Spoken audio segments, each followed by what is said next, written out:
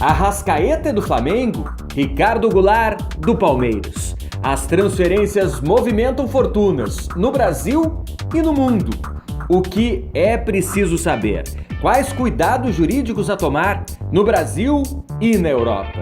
No Lei em Campo, você fica por dentro da lei.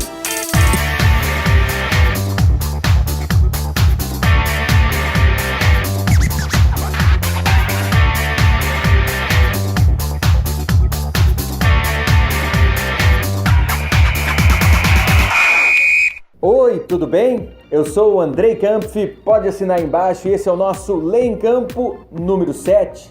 Aqui, esporte e direito tabelam juntos. Tá curtindo o nosso programa? Então faz o seguinte, deixa um joinha embaixo, comente, inscreva-se no nosso canal. E para a gente começar a falar sobre mercado da bola, um panorama do que está acontecendo já neste ano de 2019. Para isso, o Jorge Nicola, que é comentarista dos canais ESPN e tem também um canal no YouTube, o canal do Nicola, vai fazer parte do nosso programa. Então, Nicola, conta pra gente o que está acontecendo. A janela de transferências no Brasil anda bastante agitada, principalmente por causa de Flamengo e Palmeiras, os dois clubes mais ricos do país. O Flamengo foi responsável por um investimento de 108 milhões de reais, que inclui Arrascaeta, Gabigol, Rodrigo Caio e Bruno Henrique.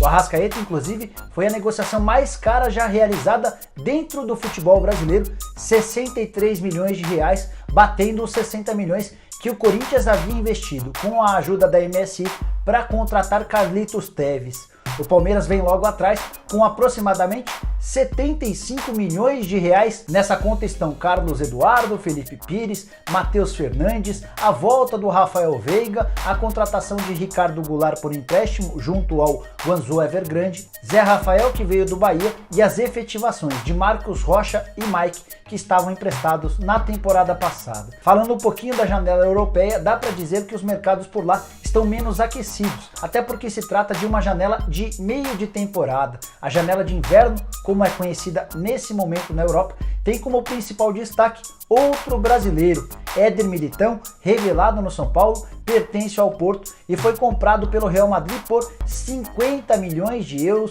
ou mais de 210 milhões de reais. O Éder Militão se muda do Porto para o Real Madrid somente na metade do ano. O Real Madrid, inclusive, já deve pagar uma parcela para efetivar a compra nesse instante. Os 50 milhões de euros equivalem ao valor da multa rescisória do zagueiro, que foi revelado no São Paulo e vai garantir aproximadamente 28 milhões de reais ao tricolor. Isso porque o São Paulo tinha 10% de uma venda futura, além de outros 3,5% como clube formador. Valeu, Nicola, obrigado. Olha, é muita grana, muita mesmo. Pode botar cifrão por aqui. Segundo a FIFA, em 2017 aconteceram 15.624 transferências no mundo. Isso movimentou mais de 6 bilhões de dólares, cerca de 20 bilhões de reais. Isso que a gente não está falando das transferências nacionais dentro do mesmo sistema federativo. É grana, por isso todo cuidado jurídico é fundamental nessa hora. É preciso entender sobre o regulamento de status e transferência de jogadores da FIFA, da CBF, saber o que é TMS. Por isso, vamos entrar em contato com o nosso especialista, Luiz Marcondes, que é presidente do Instituto Ibero-Americano de Direito Desportivo e também é especialista em contratos, trabalha com isso. Então, Marcondes, explica pra gente como funciona esse negócio jurídico no futebol. O regulamento de status e transferência da FIFA é o diploma responsável por regular todas as transferências no sistema federativo associativo do futebol. O artigo 5º do diploma é o primeiro que versa sobre inscrição do jogador. E depois, na sequência, até o artigo 12, temos normas que dispõem sobre as transferências dos jogadores. A primeira inscrição do jogador se dá quando ele não disputou por nenhuma equipe vinculada ao sistema uma partida oficial. Todas as outras serão tidas como transferências, e as transferências podem ser nacionais ou internacionais. As transferências nacionais são aquelas entre clubes da mesma associação nacional, da mesma federação. E as transferências internacionais são entre clubes de distintas associações nacionais, de diferentes federações. Para as transferências internacionais, há regras específicas no regulamento de status de transferência, como por exemplo, ela deve ocorrer em períodos específicos, as chamadas janelas. A janela maior, o período maior de transferência, de até 12 semanas, ocorre no início da temporada daquela associação nacional. E no meio da temporada, há ainda um novo período menor, de 30 dias, para que os clubes possam mexer nas suas equipes, arrumar para o término do campeonato. Todas as questões de transferências que estão elencadas no regulamento de status de transferência da FIFA são obrigatórias em todas as associações, ou seja, para todo o futebol mundial. Valeu, Marcondes! Quer saber mais sobre o assunto? Então, entra no nosso site, o endereço aqui em cima, www.leemcampo.com.br. Tem um artigo bem legal do próprio Marcondes sobre isso. E prestou atenção em algo fundamental e que pouca gente sabe: a janela de transferências só vale para aquele atleta que tem um contrato ativo. Quer dizer, encerrou o vínculo com qualquer clube, ele pode assinar com qualquer outro clube. Se vai jogar um campeonato ou não, vai depender justamente do regulamento desse campeonato. Já está mais por dentro do mercado da bola e do negócio jurídico que envolve as transações nesse período do futebol? Então está na hora do nosso quiz. Nilo Patucci. Tudo bom, Andrei? Pois é muito dinheiro mesmo.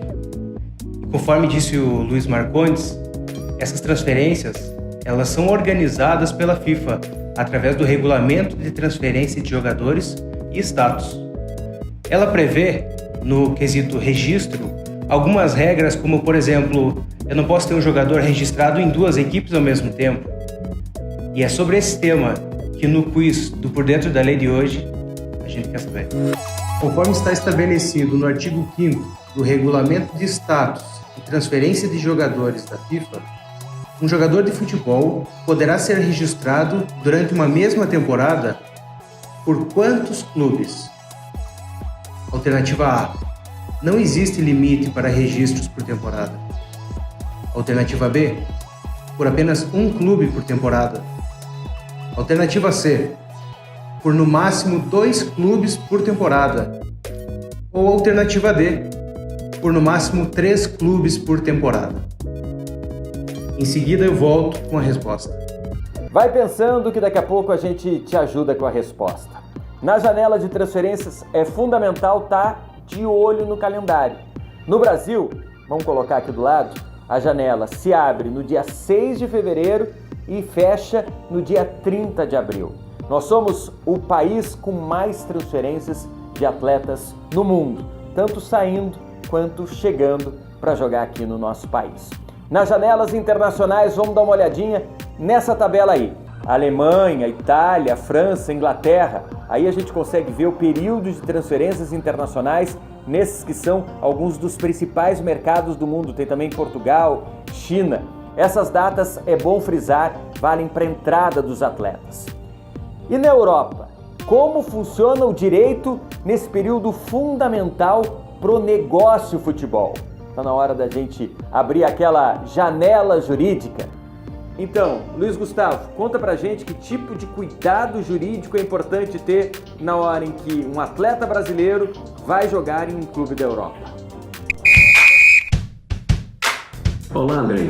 O praticante de direito esportivo que se envolve em transações internacionais, transferências internacionais de atletas, deve prestar bastante atenção numa série de fatores para salvaguardar o direito do seu cliente, o jogador de futebol. Esses fatores variam de país para país dependendo das normas específicas daquele país na qual o jogador vai passar a jogar, e também as regras migratórias específicas de tal país. Os praticantes de direito que vão participar de transferência internacional de atletas que vêm para jogar na Premier League devem ter muito mais cautela em relação ao Brexit, em relação à questão imigratória atual.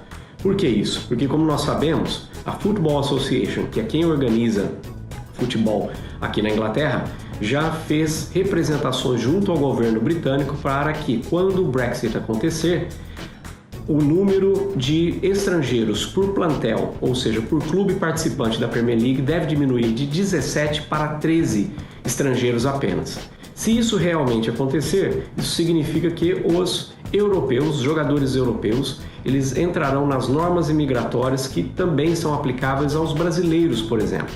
E, portanto, eles vão concorrer diretamente às vagas, que seriam então, em teoria, 13 vagas ao invés de 17, para ocupar e começar a atuar, jogar pelos clubes aqui na Premier League. Com menos vaga, obviamente, aumenta-se a concorrência. O segundo ponto, que é um ponto geral, ele é em relação à imigração específica.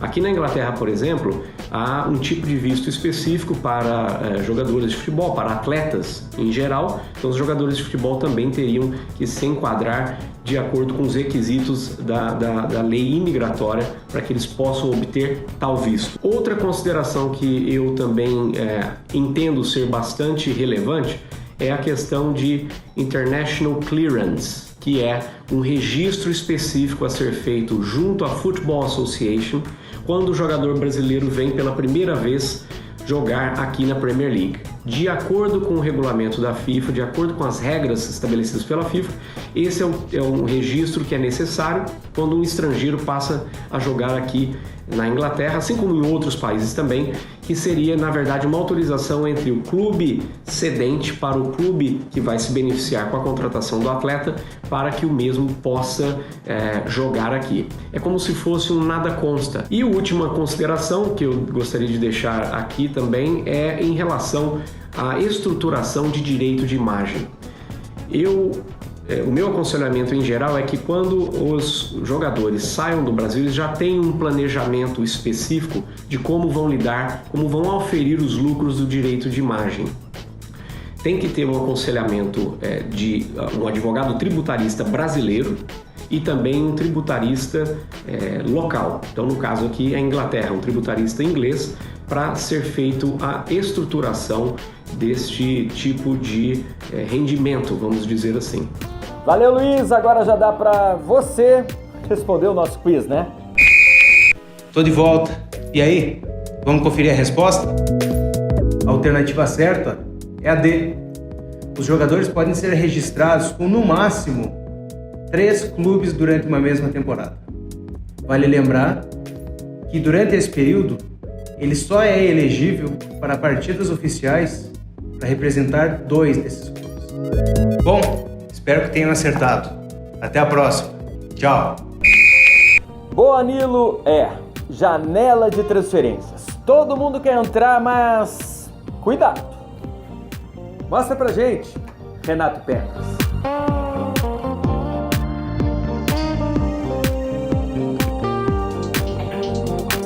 Legal.